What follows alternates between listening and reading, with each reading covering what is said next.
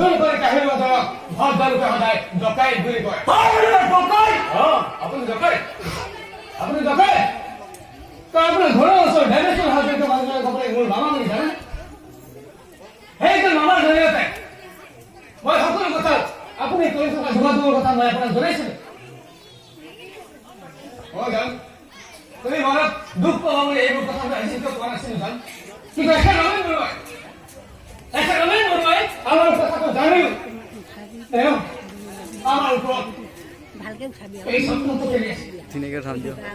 মই আজি ৰাতিপুৱা টেলিফোনৰ যোগেদি মই সকলো কথা জনাইছিলোঁ, কিন্তু ইমানখিনি হোৱাৰ পাছতো আপুনি ইয়ালৈ পঢ়িলে বিচাৰি আহিবলৈ আপোনাৰ অকণো লাজ নালাগে?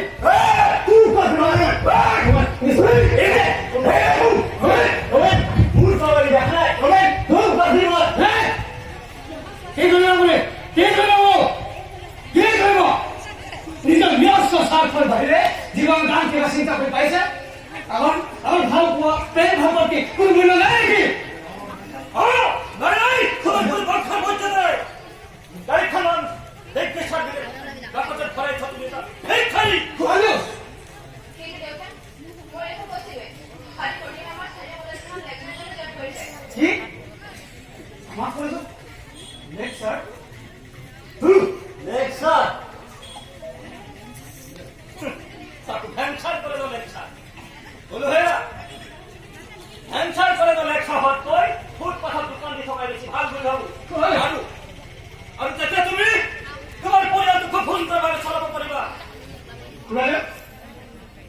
সেইখন কলেজত ময়ো চাকৰি কৰোঁ।